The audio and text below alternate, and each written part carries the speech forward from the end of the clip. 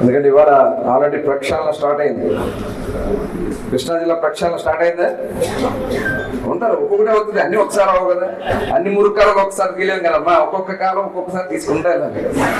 ఒకటి అయిపోయింది, ఒక మురుక్కాలు తీసాం, మా వాడికి ఆవేశం వస్తుంది, బందరోడికి వాడు వచ్చి నాది పీక్కుంటా అంటా ఉన్నాడు. అంతే, అది వస్తుంది, అది ఆటోమేటిక్ వస్తుంది. అక్కడ రాము గారు ఉన్నారు, ఆయన చూసుకుంటాడు అంతా. చూసారా, కళ్ళు మూసుకుని ఆయన అంతా.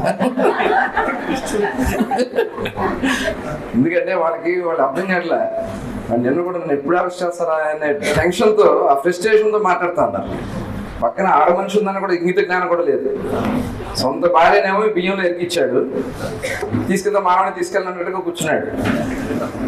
ఆవిడ ఎందుకు తీసుకెళ్ళి, నిన్ను తీసుకెళ్తారా, నేను కంగారు పడమాక, నువ్వే మా టార్గెట్. నేను చేసింది నువ్వు. పేద ప్రజల బియ్యం, అది పేదల రేషన్ బియ్యం. ఆ రేషన్ బియ్యం పెడితే ఆ రేషన్ బియ్యం 8,000 బస్తాలు ఎత్తుకుపోయి డబ్బులు కట్టేశాక నాకేం వద్దు అన్నట్టుగా కూర్చున్నాడు. దొంగే, డబ్బు కట్టిన దొరవడు అవుతారా? కాబట్టి తప్పించుకోలేరు దాంట్లో.